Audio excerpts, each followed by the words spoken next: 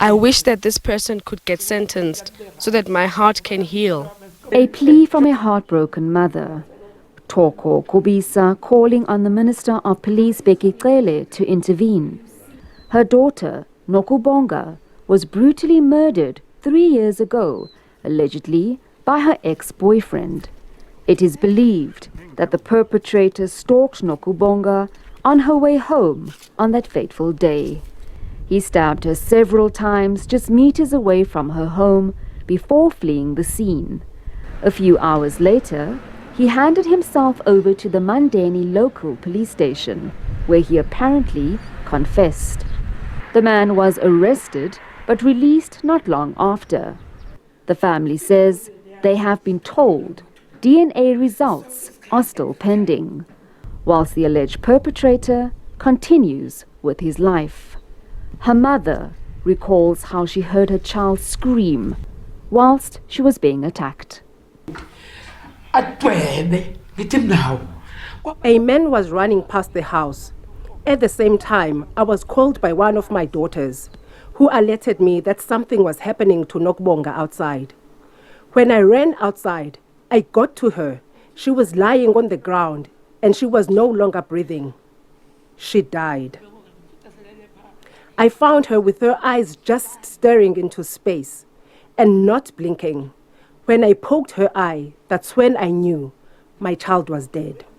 I then closed her eyes.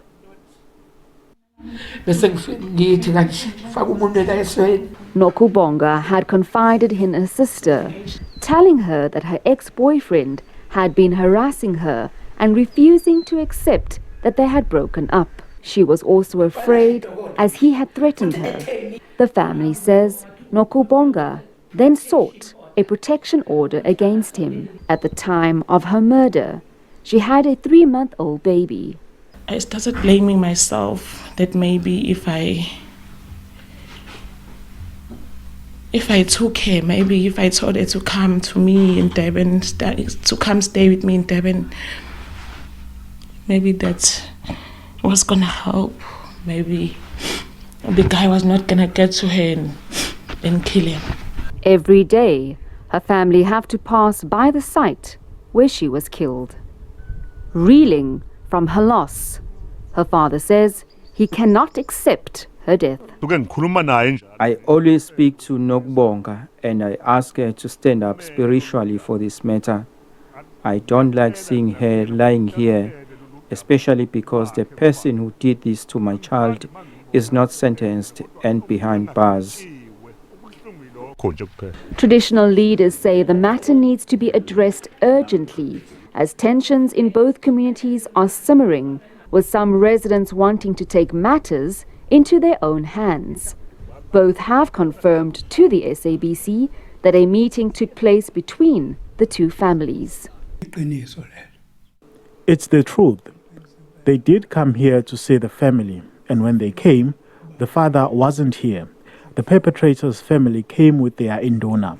The family of the perpetrator spoke to the mother of the deceased. The perpetrator's family wanted to make peace and apologize. They told the family that they didn't know how this came to be. We sat and discussed with them, and the families came to an agreement. The perpetrator's family was going to assist with the funeral arrangements, but when we returned home, the induna from the deceased family called me. He then told me that we should not return to the village, and if we did, there would be war.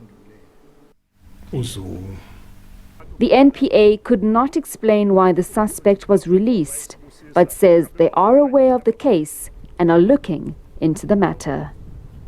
Jade Paulser, SABC News, Mandeni in KwaZulu-Natal.